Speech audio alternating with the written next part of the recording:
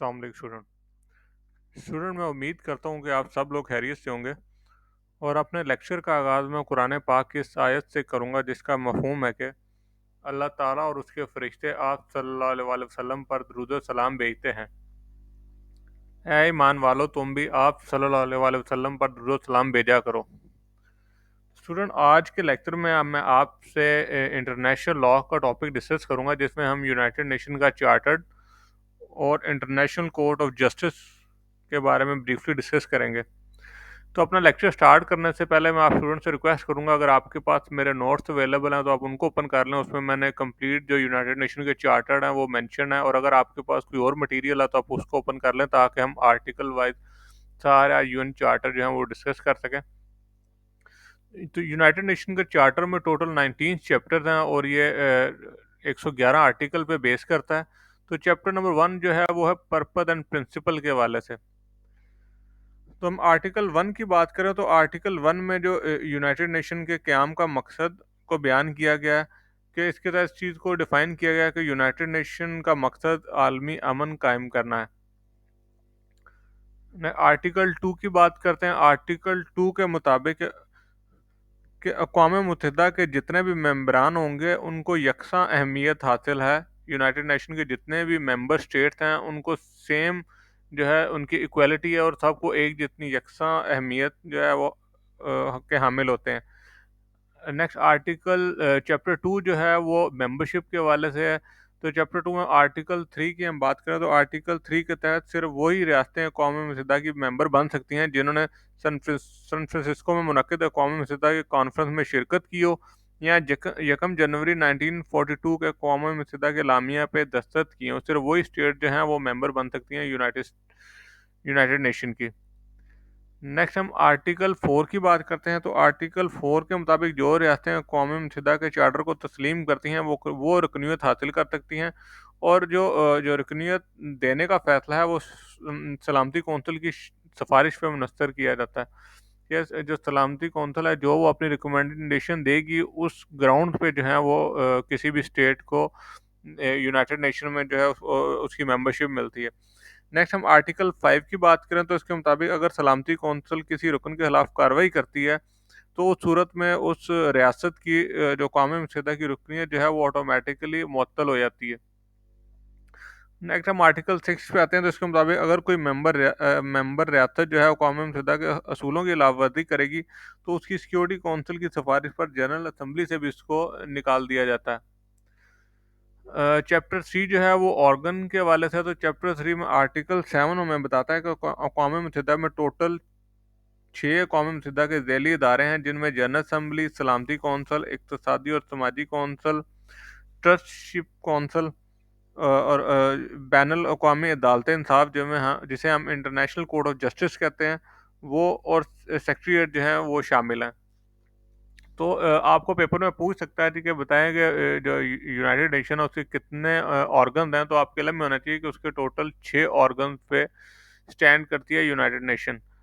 Article 8 की बात करें तो आर्टिकल 8 के तहत अक़वाम मुत्तहिदा में मर्दों को और ख़वातीन को सलाहियत के बुनियाद पर मुकम्मल नुमाइंदगी दी जाती है। इसमें कोई जेंडर डिस्क्रिमिनेशन नहीं है इस आर्टिकल के तहत, कि अगर कोई फीमेल है या मेल है जो जो अपनी कैपेबिलिटी को प्रूफ करता है तो उसको नुमाइंदगी दी जाती है यूनाइटेड नेशन में। चैप्टर 4 जो है वो जनरल असम्बली के हवाले से है। ये काफ़ी इंपॉर्टेंट पोर्शन है जनरल असम्बली का। तो जनरल असम्बली का जो पोर्शन स्टार्ट होता है आर्टिकल 9 से। आर्टिकल 9 में इसकी कंपोजिशन बयान की गई है कि जनरल असम्बली में किसी भी मेंबर रियासत के 5 से ज़्यादा नुमाइंदे जो हैं वो नहीं होंगे। नेक्स्ट हम पावर एंड फंक्शन की बात करें जनरल असम्बली की, तो आर्टिकल 10 के हवाले से कि जनरल असम्बली अपने दायरे इख्तियार में किसी भी मामले पर बहस कर सकती है। कोई भी ऐसा इंटरनेशनल इशू जो कि इंटरनेशनल पीस को डिस्टर्ब कर सकता है तो उसको वो जनरल असम्बली में बहस के लिए लाया जा सकता है। आर्टिकल 11 में ये बात वाज़ेह बताई गई है कि जनरल असम्बली सलामती कौंसिल की तवज्जो उन हालात की तरफ मबज़ूल करा सकती है जो बैनुल-अक़वामी अमन और सलामती के लिए ख़तरा हों। तो जैसे कि आपको इल्म में आजकल आपके इल्म में है जी कि एक अनसर्टेनिटी क्रिएट हुई है अफ़गानिस्तान में, जब से अमेरिकन ने अपने फोर्सेस विड्रॉ किए हैं। तो उसके ऊपर भी जनरल असम्बली ने अपना एक इजलास तलब किया है, जिसमें इस चीज़ की तरफ तवज्जो दिलाई गई थी कि जो इंटरनेशनल पीस है वो डिस्टर्ब हो सकता है अगर प्रॉपर अटेंशन और प्रॉपर केयर ना की गई हो, अफगानिस्तान की ना की गई तो। आर्टिकल 12 की बात करें तो सलामती कौंसिल किसी भी तनाज़े के हवाले से सिफारिश नहीं कर सकती जब तक जनरल असम्बली दरख्वास्त ना करे कि जो भी सलामती कौंसिल है, सिक्योरिटी कौंसिल है, वो कोई एडवाइस नहीं प्रोवाइड कर सकती, एडवाइस नहीं दे सकती किसी भी डिस्प्यूट में, अनटिल अनलेस जब तक कि उससे जनरल असम्बली उससे कोई रिकमेंडेशन या उससे एडवाइस जो है वो ना तलब करे। आर्टिकल 13 की बात करते हो, आर्टिकल 13 के तहत जनरल असम्बली बैनुल अक़वामी ताउन को फ़रोग़ देने के लिए कोशिश करेगी। ये उसकी उसकी समझो उसकी ये प्राइमरी उसकी ड्यूटी है जनरल असम्बली के, को इंटरनेशनल पीस को मेंटेन करने के लिए और उसको प्रमोट करने के लिए अपनी एफर्ट सारी करेगी। आर्टिकल 14 की बात करें तो इसके तहत जनरल असम्बली किसी भी तनाज़े के पुरअमन हल के लिए सिफारिश कर सकती है। तो जैसे कि आपको पता है, जब भी कोई दो स्टेट्स में कोई डिस्प्यूट रेज होता है तो सबसे पहले जनरल असम्बली की यही कोशिश होती है कि ये पीसफुली ये जो भी इशू है ये सेटल डाउन हो जाए, जिसमें हम अक्सर देखते हैं कि जो फ़लस्तीन का और इसराइल का जो टेरिटोरियल डिस्प्यूट चल रहा है, तो उसके हवाले से जब भी उनके माबैन कोई फ़िज़ा क्रिएट होती है बदअमनी की, तो उस सूरत में जनरल असम्बली इस चीज़ को फ़ोर्स करती है और उन दोनों पार्टीज़ को इस चीज़ पे असिस्ट करती है कि वो पीसफुली जो भी उनका इशू है उसको रिज़ॉल्व करें, उसका कोई पीसफुल सॉल्यूशन निकालें। नेक्स्ट हम आर्टिकल 15 की बात करें तो इसके तहत जनरल असम्बली जो है सलामती कौंसिल की उसकी जो सालाना जो उसका जो भी उसकी है परफॉर्मेंस है उसका जायज़ा लेगी। और आर्टिकल 16 के तहत जनरल असम्बली रियासतों के माबैन बाहमी बेहतर ताल्लुकात को फ़रोग़ देगी कि जनरल असम्बली का काम स्टेट्स के दरमियान जो है वो रिलेशनशिप को स्ट्रॉन्ग करना है, ना कि उनके उनके माबैन डिस्टॉर्शन या उनके माबैन कोई भी तनाज़ा जो है वो क्रिएट करना है। तो आर्टिकल 17 में ये बात बताई गई है कि जनरल असम्बली अपने इदारे का बजट जो है वो मंजूर करेगी और जितनी भी मेंबर रियासतें हैं, ठीक है, वो अपना अपना जो जो उनका प्रोपोर्शन है उनके शेयर का वो पे करेंगी। नेक्स्ट हम वोटिंग की बात करें, जनरल असम्बली में वोटिंग का क्या प्रोसीजर है, तो आर्टिकल 18 में ये बात बताई गई है कि जनरल असम्बली का की जो हर मेंबर रियासत है वो एक वोट डालने का उसको हक हासिल है, और जनरल असम्बली का जो भी उसका डिसीजन होता है वो 2/3 मेजोरिटी से जो भी फैसला है वो पास करती है जनरल असम्बली। आर्टिकल 19 में है, तो आर्टिकल 19 के तहत अगर किसी रियासत ने अपना फाइनेंशियल कंट्रीब्यूशन जो होता है, जो कि जनरल असम्बली के बजट के लिए कोई पार्टिसिपेट करती है, अगर कोई रियासत वो उसमें पार्टिसिपेट नहीं करती या उसका एरियर चल रहा है या ओवर ड्यू चल रहे हैं 2 साल से उसने नहीं पे किए, तो उस सूरत में उसको वोट डालने का हक नहीं दिया जाता। नेक्स्ट प्रोसीजर पे आते हैं, तो प्रोसीजर जो है आर्टिकल 20 में प्रोसीजर इसके डिफाइन किए हैं कि जनरल असम्बली जो बाकायदा सालाना अपना सेशन मुनक्कद करेगी और सेक्रेटरी जनरल या सलामती कौंसिल की दरख्वास्त पर अगर कोई खसूसी इजलास अगर कोई तलब करना है तो उनकी दरख्वास्त पर वो खसूसी इजलास जो है वो भी तलब कर सकती है। आर्टिकल 21 के तहत जनरल असम्बली अपने कवानीन के मुताबिक जो भी उसके लॉज हैं उसके मुताबिक अपना प्रेसिडेंट जो है वो सेलेक्ट करती है। आर्टिकल 22 में बताया गया कि जनरल असम्बली किसी खास मकसद के लिए कोई भी ज़ैली अदारा कायम कर सकती है, और कोई भी ऐसा स्पेशल फंक्शन परफॉर्म करने के लिए अगर जनरल असम्बली समझती है तो कोई भी एक नया सब्सिडरी ऑर्गन जो सब्सिडरी उसका अदारा है वो कायम कर सकती है, ताकि वो जो भी फंक्शन है वो प्रॉपर्ली परफॉर्म किया जा सके। नेक्स्ट हम आते हैं चैप्टर नंबर 5 पे, जो सिक्योरिटी काउंसिल के हवाले से, तो ये भी काफ़ी इंपॉर्टेंट पोर्शन है यूनाइटेड नेशन का चार्टर का। इसमें से भी आपको क्वेश्चन अक्सर बेशतर इसमें से एमसीक्यूज बन के आते हैं। तो कंपोजिशन की बात करें सिक्योरिटी काउंसिल की, तो आर्टिकल 23 में ये बताया गया कि सलामती काउंसिल के टोटल 15 मेंबर रियासतों पर मुश्तमिल है ये, जिसमें से इसकी 5 जो स्टेट्स हैं वो उसकी परमानेंट मेंबर हैं, जिनमें के अमेरिका, रूस, यूनाइटेड किंगडम, बरतानिया, चीन और फ्रांस जो है शामिल हैं। ये 5 स्टेट्स हैं जो इसकी परमानेंट मेंबर हैं सिक्योरिटी काउंसिल की। आगे हम इसके फंक्शन और पावर की बात करें, तो आर्टिकल 24 जो है जो फंक्शन और पावर के हवाले से, इसके मुताबिक कौमी मुत्तहिदा की जानब से फौरी और मौसर कार्रवाई के लिए सलामती कौंसिल के मेम्बरान आलमी अमन को यकीनी बनाना होता है। सिक्योरिटी काउंसिल की ये रिस्पॉन्सिबिलिटी है कि वो इंटरनेशनल पीस को जो है वो इंश्योर करे, और अगर कहीं भी ज़रूरत पड़े उसको मेंटेन करने के लिए तो वो अपना जो रोल है वो पार्टिसिपेट करे। आर्टिकल 25 की बात करें तो कौमी मुत्तहिदा के मेंबरान पर सलामती कौंसिल के फैसलों को तस्लीम करना लाजम है। जितने भी मेंबर जो सिक्योरिटी काउंसिल के मेंबर हैं, जितने भी स्टेट्स, उनके उनके ऊपर ये ऑब्लिगेशन है कि जो भी ऑर्डर होगा सिक्योरिटी काउंसिल का, वो उसको मानने के पाबंद होंगे, उसके अगेंस्ट नहीं जा सकते। आर्टिकल 26 के मुताबिक आलमी अमन के फ़रोग के लिए सलामती कौंसिल जो है वो मिलिट्री स्टाफ कमेटी की तश्कील देगी और हथियारों के कम से कम तकसीम और हथियारों के नज़्म ज़ब्त के लिए कानून मुरतब करेगी। जैसे कि आप जानते हैं, अक्सर सिक्योरिटी काउंसिल स्टेटमेंट इशू कर रही होती हैं जब भी अगर कोई रियासतों में जो भी होते हैं हथियारों की दौड़ शुरू हो जाए, तो उसको रोकने के लिए या उसको बैलेंस रखने के लिए या उसको डिस्करेज करने के लिए अक्सर सलामती कौंसिल या वो स्टेटमेंट इशू करती हैं ताकि हथियारों के फ़रोग को कम से कम उसको रोका जाए और उसके फ़रोग को कम से कम किया जा सके। वोटिंग के बारे से बात करें तो आर्टिकल 27 में वोटिंग के बारे में बताया गया कि सलामती कौंसिल में हर मेंबर रियासत को एक वोट कास्ट करने की परमिशन होती है। कोई भी मेंबर स्टेट जो है वो एक से ज़्यादा वोट कास्ट नहीं कर सकती। नेक्स्ट हम प्रोसीजर पे आते हैं तो आर्टिकल 28 के तहत सलामती कौंसिल अपने मेंबरान के लिए पीरियोडिक मीटिंग जो है उनका इंतकाद करती है कि कोई भी जो भी जब भी वो ज़रूरी समझें तो एक उनके लिए मीटिंग जो है वो कॉल की जाती है। अपने पीरियोडिक मीटिंग जो है अपने मेंबर जो हैं उनके लिए कॉल की जाती है, जाकर इंटरनेशनली अगर कोई इशू चल रहे हैं या जो भी इंटरनेशनली जो भी मामलात हैं उनके बारे में डिबेट की जा सके और उनको डिस्कस किया जा सके। आर्टिकल 29 के तहत सलामती कौंसिल किसी खास मकसद के लिए झैली अदारा भी कायम करती है। अगर कोई फंक्शन परफॉर्म करना है और उसको परफॉर्म करने के लिए सिक्योरिटी काउंसिल जो है वो कोई एक सब उसका डिपार्टमेंट जो है वो भी इस्टेब्लिश कर सकती है अंडर आर्टिकल 29।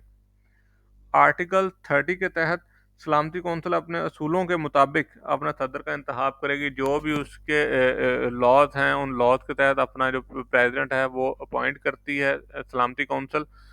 नेक्स्ट हम बात करते हैं आर्टिकल आर्टिकल 31। तो आर्टिकल 31 के तहत अक़वाम मुत्तहिदा के मेंबर रियासतें जो होती हैं वो सलामती कौंसिल की मेंबर ना हो तो सलामती कौंसिल के किसी भी बहस में शरीक हो सकती हैं, लेकिन उसे वोट का इख्तियार हासिल नहीं होगा। कि अगर कोई ऐसी स्टेट जो यूनाइटेड नेशन की मेंबर तो है लेकिन वो सिक्योरिटी काउंसिल की मेंबर नहीं है, तो अगर वो किसी भी डिस्प्यूट में वो पार्टिसिपेट करना चाहते हैं तो उन्हें परमिशन दी जा सकती है कि उसमें पार्टिसिपेट कर लें, लेकिन उनके पास अपना वोट कास्ट करने का राइट नहीं होता। वोट कास्ट करने का राइट सिर्फ उन 15 स्टेट्स को होगा जो उसकी मेंबर हैं सिक्योरिटी काउंसिल की।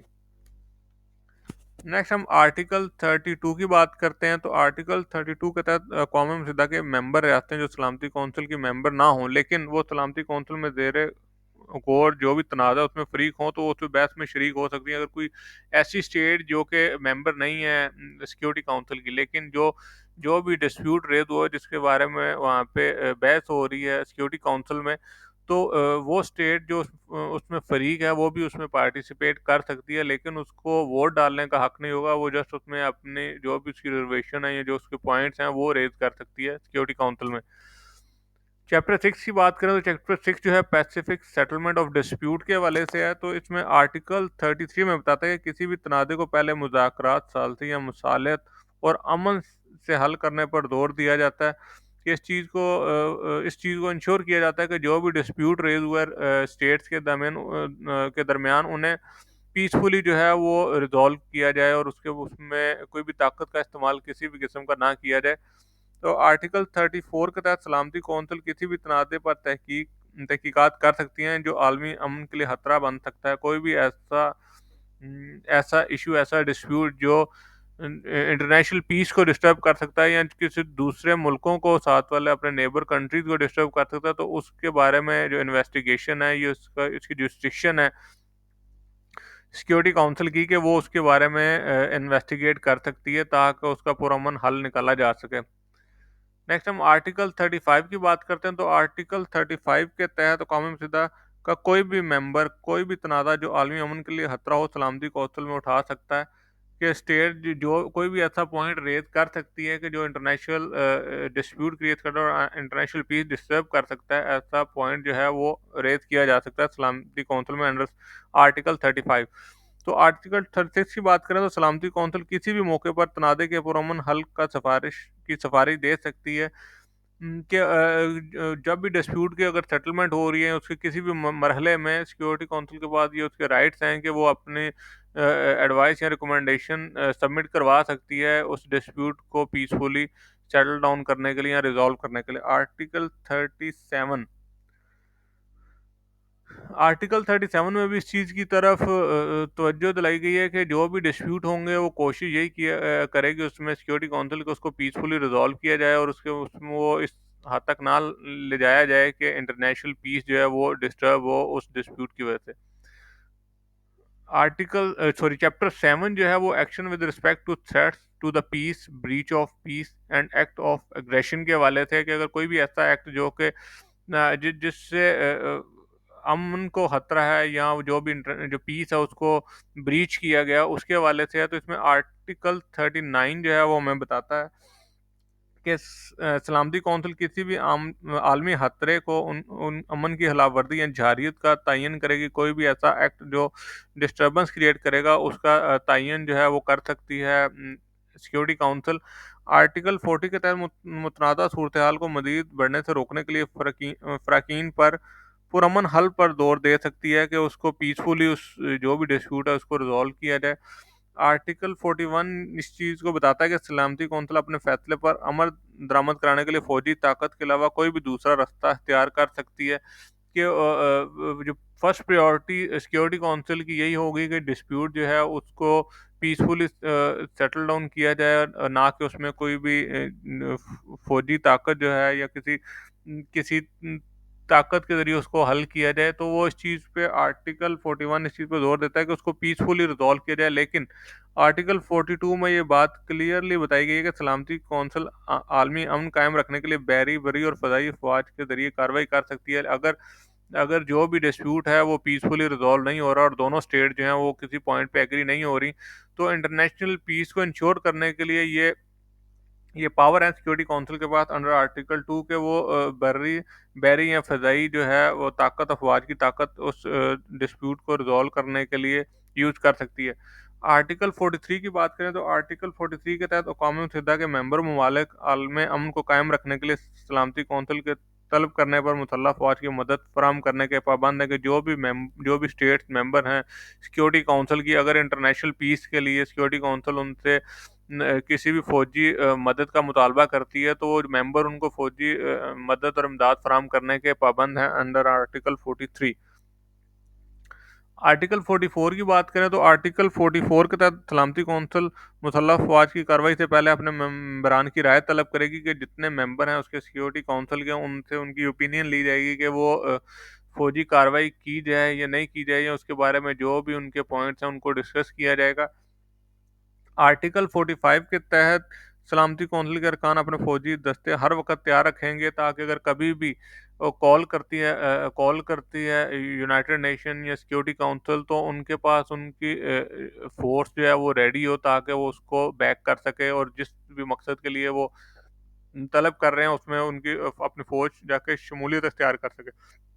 आर्टिकल 46 की बात करें तो उसके तहत मुसल्ह अफ़वाज के इस्तेमाल का मंसूबा जो है वो मिलिट्री स्टाफ कमेटी तैयार करती है कि किस तरीके से फ़ोर्स जो मुसल्ह फ़ौज है उसने किस तरीके से कार्रवाई करनी है। वो जितनी भी प्लानिंग है वो मिलिट्री स्टाफ कमेटी जो है वो उस सारा प्लान डिज़ाइन करती है अंडर आर्टिकल 46। आर्टिकल 47 की बात करें तो मिलिट्री स्टाफ कमेटी जो है वो अस्करी ज़रूरियात का भी तयन करेगी कि अगर उनको किसी फ़ौज की ज़रूरत है या उनको वेपन की ज़रूरत है, उनको कमांड की ज़रूरत है, उनको फ़ौजियों की ज़रूरत है, ठीक है? तो जितनी भी उनकी रिक्वायरमेंट्स हैं वो सारी उसी चीज़ का जो है वो उसका तयन जो है वो मिलिट्री कमेटी उसका तयन करती है। आर्टिकल 48 की बात करें तो आर्टिकल 48 के तहत आलमी अमन और सलामती के लिए अक़वाम मुत्तहिदा के अरकान के ज़रिए किया जाएगा। नेक्स्ट हम बात करते हैं रीजनल अरेंजमेंट है। रीजनल अरेंजमेंट से मुराद के जो भी स्टेट्स हैं जो अपने उसके लिए अपने पीस के लिए अपने डिफेंस के लिए जो भी अपना अरेंजमेंट करते हैं ये आर्टिकल उसके वाले से। तो आर्टिकल 52 के मुताबिक हर रियासत अपने दफा के लिए और अपने उसकी सॉवरेंटी के लिए वो अपने जो भी अरेंजमेंट है तहफ़्फ़ुज़ के लिए वो अपने इक़दामात खुद करेगी। आर्टिकल 53 के तहत रियासती इदारों के तहत जो है वो अमन कायम करवा सकती हैं स्टेट्स अपना अपने पीस इंश्योर करने के लिए अपनी स्टेट का वो जो भी उसके जो भी रियासती इदारे हैं जिसमें आर्मी है, एयर फोर्स है या नेवी है, वो उनके ज़रिए पीस जो है वो इंश्योर करा सकती है। आर्टिकल 54 की बात करें तो इसके तहत इलाकाई सरगर्मियों के बारे में जितनी भी आगाही है वो स्टेट जो है वो उसके बारे में इंफॉर्मेशन जो है वो सिक्योरिटी काउंसिल को पास ऑन करेंगी। जिसकी एग्जांपल मैं आपसे शेयर करूं तो आपके लिए, मैं जब कभी भी पाकिस्तान और इंडिया के दरमियान कोई जो बॉर्डर पे किसी किस्म का इशू क्रिएट होता है या कोई भी हाइक क्रिएट होती है, तो उस सूरत में आपने अक्सर सुना होगा जी कि जो अक़वाम मुत्तहिदा के जितने भी लोग हैं उनको विजिट करवाया जाता है बॉर्डर पे, ताकि दिखाने के लिए कि इंडिया की तरफ से अगर किसी किस्म की कोई वहाँ पे सीज़ फायर की वायलेशन की जा रही है या फिर पब्लिक के ऊपर अटैक किए जा रहे हैं या उन पे बॉम्बिंग की जा रही है, तो वो बेसिकली आर्टिकल 54 के तहत वो जो है यूनाइटेड नेशन का जो भी डेलीगेशन है उसको इनवाइट किया जाता है कि वहाँ पे आके और उसके बारे में जो भी वहाँ के मामलात हैं उनको उनके बारे में अपनी रिपोर्ट तैयार करके तो यूनाइटेड नेशन में सबमिट करवाए। नेक्स्ट हम चैप्टर 9 की बात करते हैं, तो चैप्टर 9 जो है वो international economic and social cooperation के हवाले से है। तो इस आर्टिकल में डिफाइन किया गया कि ये यूनाइटेड नेशन का ये चार्टर में पार्ट है कि उसका मेन इम्पोर्टेंट मकसद ये है कि जितने भी स्टेट्स हैं दुनिया में, जितने भी ममालिक हैं, उनके माबैन जो है वो पुरअमन फ़िज़ा कायम की जाए, दोस्ताना ताल्लुकात कायम किए जाएँ और जो अवाम है उनके फ़लाह व बहबूद के लिए अमल किए जाएँ। तो आर्टिकल 55 से लेके आर्टिकल 60 तक सोशल कोऑपरेशन और इकोनॉमिक को प्रमोट करने के लिए सारे पैरामीटर डिफाइन किए गए हैं कि यूनाइटेड नेशन अपना रोल पार्टिसिपेट करती रहेगी इकोनॉमी को इम्प्रूव करने के लिए और सोशल कोऑपरेशन बिटवीन स्टेट बनाने के लिए। नेक्स्ट हम बात करते हैं चैप्टर 10 के, the economic and social council. तो जो इकोनॉमिक एंड सोशल काउंसिल है, इसमें अंडर आर्टिकल 61 टोटल 54 मेंबर्स होते हैं इकोनॉमिक एंड सोशल काउंसिल के, ठीक है। और इसके अलावा इसके 18 मेंबर जो हैं जो हर साल इसके 18 न्यू मेंबर अपॉइंट होते हैं जिनका टेनर जो होता है 3 साल के लिए फिक्स किया जाता है। इसके अगर हम फंक्शन के हवाले से बात करें और पावर के हवाले से, तो आर्टिकल 62 में बताया गया कि जो मुआशरती, सकाफ़ती और तालीमी और सेहत के फ़रोग के लिए जो अपनी सिफारिशात हैं वो तैयार करती है इकोनॉमिक एंड सोशल काउंसिल। और इसका मकसद होता है कि ये प्रमोट करे इकोनॉमी को और सोशल जो स्टेट्स के दरमियान सोशलाइजेशन को, उनके उनके बामन तालीम को, सकाफत को और इन चीज़ों को प्रमोट करने के लिए अपना रोल पार्टिसिपेट करती है। इसकी वोटिंग के वाले से बात करें तो आर्टिकल 67 में इसकी वोटिंग के बारे में बताया गया है कि इकोनॉमिक एंड सोशल काउंसिल में जितने भी मेंबर हैं उनको एक वोट कास्ट करने का हक हासिल है। आर्टिकल 68 में इसका प्रोसीजर बताया गया, बुनियादी हकूक़ के फ़रोग के लिए जो है वो कमीशन तश्कील दिया जाएगा under the constitution and economic and social council, जो कि जिसका मकसद ये है जी कि वो कमीशन का ने इस चीज़ों का सारा एक एक रिपोर्ट तैयार कर रही है कि किस तरीके से ह्यूमन राइट को प्रमोट किया जाए और किस तरीके से इंश्योर किया जाए कि स्टेट्स जो हैं वो ह्यूमन राइट्स की वायलेशन ना करें और आपस में उनके स्टेट्स के बिटवीन, जो नेबर स्टेट्स हैं उनके बिटवीन एक स्ट्रॉन्ग रिलेशनशिप जो है वो इस्टेब्लिश हो। नेक्स्ट हम अब बात करते हैं आर्टिकल 72। आर्टिकल 72 में एक प्रोसीजर डिफाइन किया गया है कि जो इकोनॉमिक एंड सोशल काउंसिल है वो किस तरीके से अपना परफॉर्म करेगी अपने फंक्शन, और वो जो प्रेसिडेंट है उनका वो अपने जो उसके अपने कानून है और उन तरीक़ेकार हैं उनके मुताबिक वो अपना प्रेसिडेंट जो है वो इलेक्ट करेगी। नेक्स्ट स्टूडेंट हम बात करते हैं declaration regarding non self governing territories. तो नॉन सेल्फ गवर्निंग टेरिटरीज जो है ये बेसिकली यूनाइटेड नेशन ने इंट्रोड्यूस करवाई थी। ये कोई ऐसी स्टेट जो डिस्प्यूटेड स्टेट है जिसमें कि दो स्टेट्स अपने क्लेम कर रही हैं, उसमें अंदर अपना राइट क्लेम कर रही हैं, तो ऐसी स्टेट जो होती हैं वो फॉल करती हैं under non self governing territories. तो आर्टिकल 73 जो है उसमें इसी चीज़ उसी ऐसी स्टेट्स को डिफाइन किया गया कि जो डिस्प्यूटेड स्टेट हों, जिसमें दो मुख्तलिफ स्टेट जो हैं वो अपना क्लेम कर रही हों राइट, तो उनके बारे में सारी डेफिनेशन बताई गई है।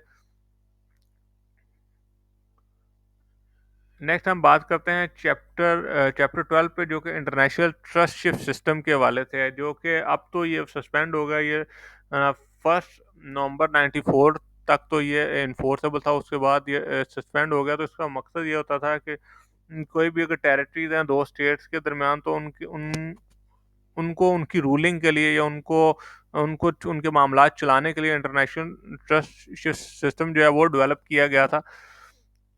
तो इसकी अगर मैं आपको एग्जांपल दूं, तो एक टेरिटरी थी गुआना की, जिसके अंदर टेरिटरी पावर जो थी वो ऑस्ट्रेलिया को दी गई थी, कि जो ऑस्ट्रेलिया उसके सारे मामलात को देखता था। इस तरह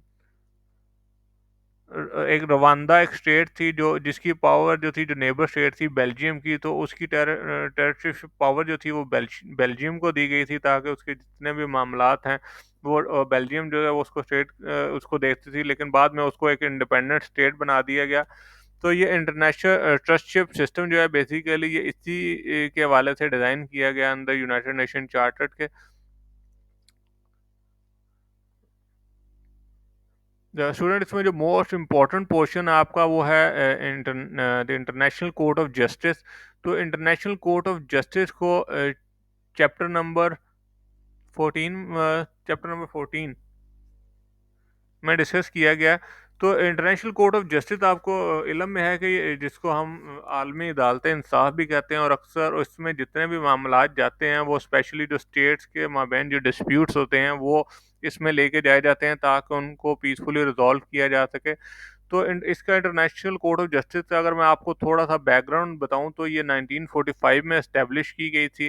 और इसमें टोटल नंबर ऑफ जजेस जो हैं 15 नंबर ऑफ जजेस होते हैं, जो total international court of justice के मेंबर होते हैं।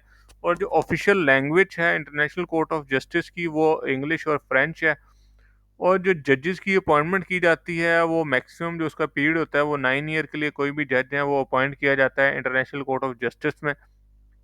और जो जजेस की अपॉइंटमेंट है वो थ्रू जनरल असेंबली और सिक्योरिटी काउंसिल होती है। जो भी जज अपॉइंट होता है इंटरनेशनल कोर्ट ऑफ जस्टिस में वो थ्रू जनरल असेंबली और सिक्योरिटी काउंसिल होता है। तो जो इसमें कोरम होता है फुल बेंच, जिसको हम कहते हैं फुल बेंच, जो इसकी कोर्ट्स होती हैं उसमें 9 जजेस पे वो मुश्तमिल होती हैं। और इसमें एक चीज़ की रिस्ट्रिक्शन लगाई गई है कि जो भी जजेस होंगे, दो जजेस किसी एक स्टेट से नहीं हो सकते, या किसी एक भी कंट्री के नेशनल नहीं हो सकते। कि ये इसमें एक रूलिंग है कि अगर दो अमेरिकन जजेस अपॉइंट नहीं हो सकते, या दो ब्रिटिश जजेस अपॉइंट नहीं हो सकते, या किसी और भी कंट्री के नेशनल दो जजेस जो हैं वो अपॉइंट नहीं हो सकते। हर कंट्री का एक जज जो है वो अपॉइंट हो सकता है। इसका जो हेड क्वार्टर है इंटरनेशनल कोर्ट ऑफ जस्टिस का, ये हैग्यू में है। और जो इसमें एक चीज़ आपको बता दूं कि जो 1/3 जो टोटल जज होते हैं इसके इंटरनेशनल कोर्ट ऑफ जस्टिस के, वो तकरीबन हर 3 साल बाद जो है वो रिटायर हो जाते हैं। तो इंटरनेशनल कोर्ट ऑफ जस्टिस जो है ये आर्टिकल 92 से लेकर आर्टिकल 96 तक जो है वो इस चार्टर ऑफ यूनाइटेड नेशन में इसके बारे में डिस्कस किया गया। तो आर्टिकल 92 के मुताबिक ये रियासतों के माबैन जो तनाज़े होंगे सिर्फ वही इंटरनेशनल कोर्ट ऑफ जस्टिस में सुने जाएंगे। कोई ऐसे जो टेरिटोरियल डिस्प्यूट्स हैं, या जो इस किस्म के जो स्टेट्स के माबैन जो डिस्प्यूट हैं, सिर्फ वही डिस्प्यूट जो है इंटरनेशनल कोर्ट ऑफ जस्टिस में ले जाए जा सकते हैं। इसकी अगर मैं आपसे एग्जांपल शेयर करूं, तो आपके इल्म में होगा कि गुलभूषण यादव एक स्पाई था, जो इंडियन स्पाई पकड़ा गया था पाकिस्तान में। तो उसी के हवाले से जो था इंटरनेशनल कोर्ट ऑफ जस्टिस में केस लेके गया था इंडिया, जिसको पाकिस्तान ने भी उसको सारे केस को परसू किया था। और उसमें जो जो फैसला आया था वो पाकिस्तान के हक में आया था। तो बेसिकली वो दो स्टेट्स के, दो कंट्री के माबैन वो डिस्प्यूट था एक स्पाई का, जिसके हवाले से उसके उसके ऊपर जो सारी हेयरिंग कंडक्ट की थी इंटरनेशनल कोर्ट ऑफ जस्टिस ने। और उसके बाद उसने अपनी जो भी ऑर्डर थे वो पास ऑन किए थे। आर्टिकल 93 की बात करें तो अक़वाम में यूनाइटेड नेशन के जितने भी मेंबर होते हैं वो इंटरनेशनल कोर्ट ऑफ जस्टिस का भी हिस्सा होते हैं। कि जितने भी मेंबर हैं उसके यूनाइटेड नेशन के, वो सारे पार्ट होते हैं इंटरनेशनल कोर्ट ऑफ जस्टिस के। आर्टिकल 96 के तहत कि जितने भी मेंबर हैं अक़वाम मुत्तहिदा के, उनके ऊपर ICJ, जिसको हम इंटरनेशनल कोर्ट ऑफ जस्टिस कहते हैं, कि फैसलों का एहतराम करने के पाबंद होते हैं। और उसके फैसले, अगर कोई स्टेट जो है वो इंटरनेशनल कोर्ट ऑफ जस्टिस के फैसले का एहतराम नहीं करती या उसको इन्फोर्स नहीं करवाती, तो उस सिलसिले में जो भी दूसरी स्टेट है उसके फैसले पे अमल दरामद कराने के लिए सलामती कौंसिल में ये आपका सहारा ले सकती है, ताकि जो भी ऑर्डर है इंटरनेशनल कोर्ट ऑफ जस्टिस को उनको इन्फोर्स कराया जा सके। और आर्टिकल 96 में ये चीज़ बताई गई है कि जनरल असम्बली जो है वो या सलामती कौंसल से किसी भी कानूनी सवाल पे इंटरनेशनल कोर्ट ऑफ जस्टिस से मशवरा तलब कर सकती है। अगर कोई भी इंटरनेशनल डिस्प्यूट रेज हो गया तो उसके हवाले से जनरल असम्बली भी और सलामती कौंसिल भी इंटरनेशनल कोर्ट ऑफ जस्टिस से कोई लीगल ओपिनियन ऑब्टेन कर सकती है। तो स्टूडेंट, ये आज का हमारा लेक्चर जो था ये इंटरनेशनल लॉ के वाला था, जिसमें मैंने आपसे यूनाइटेड नेशन के चार्टर डिस्कस किए। तो आपके एमसीक्यूज बेस्ड आपका पेपर होगा, तो आपके इलम में जो आर्टिकल्स हैं उनके आर्टिकल के बारे में होना चाहिए कि इंटरनेशनल कोर्ट ऑफ जस्टिस जो है वो कौन से आर्टिकल में डिफाइन है। और इसी वाले से जितने जितने पॉइंट मैंने आपसे शेयर किए हैं, उम्मीद है कि आपको वो समझ आए होंगे मुकम्मल तरीके से। अगर आपको किसी भी किस्म की कोई कन्फ्यूजन है, कोई चीज़ है जो आपको नहीं क्लियर हो रही, तो आप मेरे नंबर पे जो कि वीडियो में आपके पास शो हो रहा है, आप मेरे से कॉन्टैक्ट कर सकते हैं। तो मैं उम्मीद करता हूँ कि ये वीडियो आपके लिए हेल्पफुल साबित होगी। Thank you very much.